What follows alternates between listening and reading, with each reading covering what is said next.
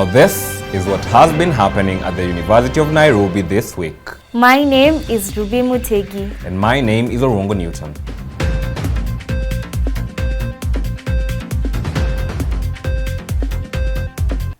The University of Nairobi has today hosted a University of Nairobi Students Association Cultural Day. Students, faculty and visitors gathered to showcase and celebrate the cultural heritage displayed on campus.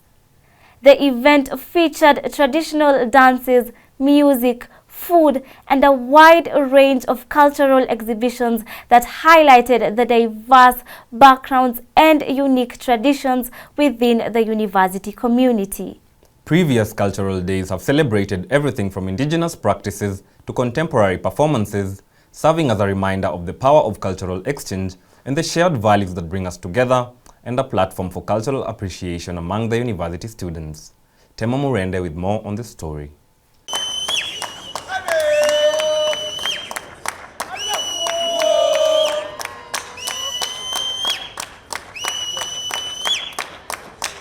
The University of Nairobi is a home of diversity, fostering inclusivity to all cultures. The beliefs, values, language, art and social behavior of the UON community was represented at Taifa Hall on the 25th of October 2024 during the UNSA Cultural Day. UNSA Cultural Festival hii ni kama tamasha la jamii zetu na culture zetu na tamaduni zetu kama wanafunzi wa chuo kikuu cha Nairobi.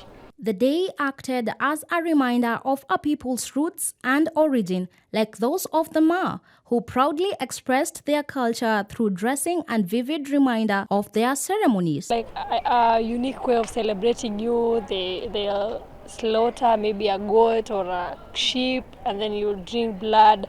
It's actually fun.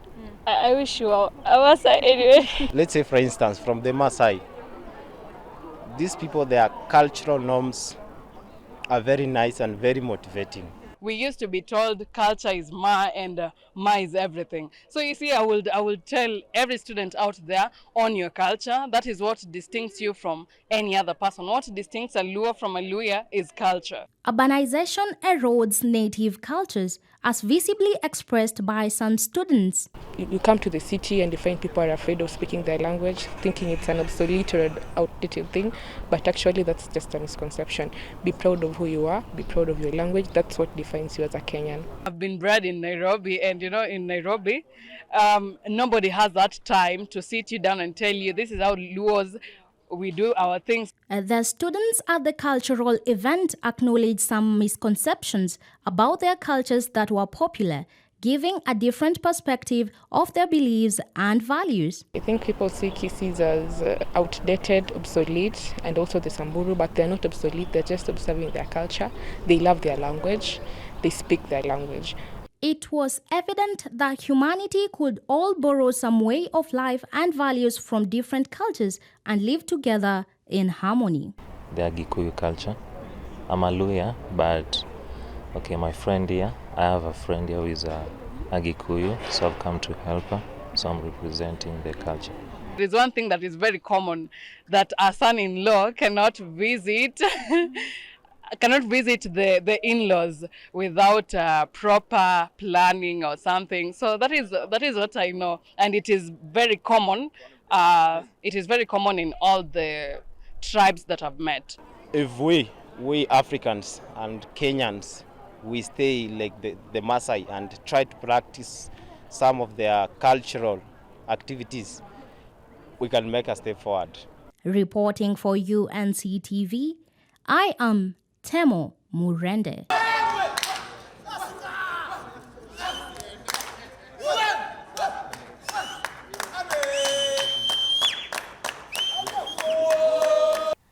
Justilo Consultancy, a mediation conflict resolution firm based in Kenya, in collaboration with the O3 Plus project at the University of Nairobi, hosted a 2-day mediation training program on the 23rd and the 24th of October.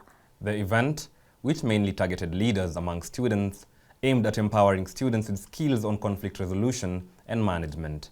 Settlement of disputes is a challenge among the youth and more so among student leaders in higher learning institutions. Jesse Law Consultancy, a mediation firm based in Kenya, in collaboration with the O3 Plus project at the University of Nairobi, hosted a 2-day dispute resolution training program from the 23rd to the 24th of October for student leaders. Peer mediation is a conflict resolution approach in which trained students in school settings act as mediators to help their peers resolve their disputes amicably. The trainers delved into the causes of conflicts among individuals, skills they need as a mediator, and principles of a mediator. The training aims at equipping students with skills in peer mediation and highlighting its benefits, such as improving the emotional well-being of individuals. At the end of the training, students will be awarded certificates to ascertain that they are peer mediators. Now, in other news, the University of Nairobi, in collaboration with the Ministry of Health, Ministry of Environment, among other partners, led Kenya's participation in the 12th International Lead Poisoning Prevention Week on the 20th to the 26th of October 2024, continuing its 13-year commitment to reducing lead poisoning. Panel discussions were held where experts discussed the severe risks of lead exposure and its effects on both children and adults. They highlighted common sources such as contaminated water and old paint, urging stronger awareness, policies and testing to protect communities and create a lead-free Kenya. Omondi Dennis with more on this story. Lead is a toxicant occurring naturally in the Earth's crust, and whose widespread use affects multiple body systems and is particularly harmful to young children. Civil society organizations, health partners, governments, academia and industry partner to mark the 12th International Lead Poisoning Week of Action. Lead exposure has several sources and requires a multi-sectoral approach to have strategies that support generation of comprehensive data that will encourage policy formulation and regulatory action. The theme for this year, which is Bright Future Begins with Lead-Free Kenya, which resonates very well with our aspirations for cleaner and healthier Kenya, where everyone is assured of a clean and healthy environment free of lead, among other toxic elements. With a mission to secure and create a bright future that is lead-free, the Day One conference held at the University of Nairobi brought forward to the masses the importance of having this discussion at a time when the world is experiencing high risks of lead exposure and the need of action to protect children's health. 1 child in 3 in the world is exposed to lead beyond the safety thresholds recommended by World Health Organization. This makes it to 800 million plus children globally. The campaign has built success in outlawing the use of lead petrol, among other measures. The paint industry, on the other hand, discussed the steps they are taking in ensuring that children's spaces are not susceptible to lead exposure on painted walls. We have long recognized the importance of phasing out lead in paint, and we have been at the forefront of this critical movement, leading from the front to eliminate lead in our products. The sources of lead poisoning, as explained by the World Health Organization, include environmental contamination from mining, smelting, manufacturing, and recycling activities, lead use in pigments, paints, some cosmetics, lead crystal glassware, lead acid batteries for motor vehicles, and etc. The campaigners are hopeful that conducting lead poisoning awareness is a big step that will indeed put lead to bed. Reporting for UNCTV, Dennis Omondi. Additionally, the University of Nairobi, in collaboration with the United Nations Environment Programme, the Ministry of Health, the Ministry of Environment, among other partners, hosted an awareness walk from the Chancellor's Court to the Ministry of Environment headquarters here in Nairobi. The purpose of the walk is to create awareness on lead poisoning. Mweni Yvonne with more details. The Lead Prevention Week of Action conference themed Bright Future Begin Lead-Free Kenya held at the University of Nairobi from the 20th to 26th of October to sensitize people and the community on the dangers of lead exposure and the preventive measures to take in order to live and maintain their good health.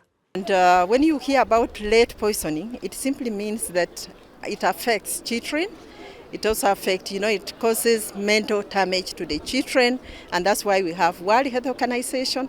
It also affects the environment because there are so many sources of lead. Lead has a very serious impact to unborn kids. Lead has been related to low IQ. If a mother who is pregnant is exposed to lead, the unborn child may have hyperactivity or low-related IQs due to exposure of lead. The University of Nairobi's Department of Chemistry conducted extensive research on lead, highlighting the significant health risks associated with exposure to this toxic metal. Driven by the findings of their research, the department partnered with Bascopains and other collaborators to organize a conference and a community walk. As an association of the chemistry, we believe that researchers and creating awareness is the pole thing that is going to help the individual. For example, over the years, 1.9 million, according to the statistics, people suffer from lead poisoning. So as the chemistry students, it's really important for us to create awareness, to tell people that, out of your homes, the fruit that you consume, everything that you do affects you, especially as far as the lead poisoning is concerned. The community walk brought together individuals from all walks of life to demonstrate their commitment to a lead-free future. Participants marched through the city, carrying banners and signs that raised awareness about the dangers of lead poisoning and the importance of prevention.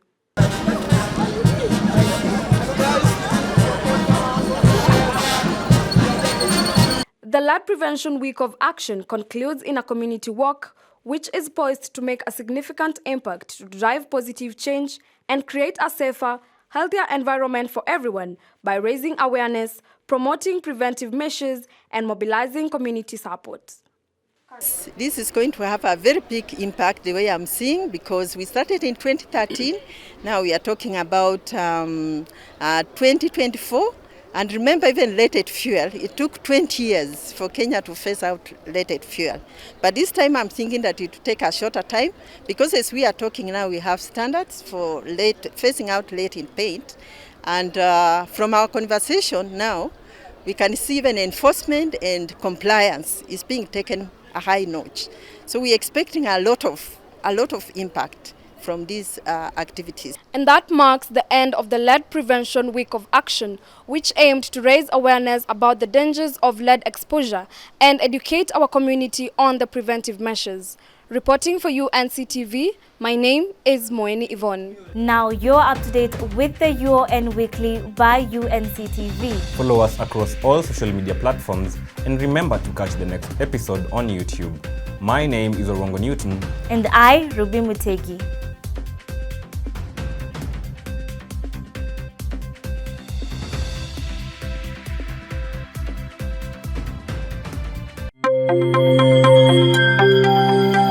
UNCTV, empowering you.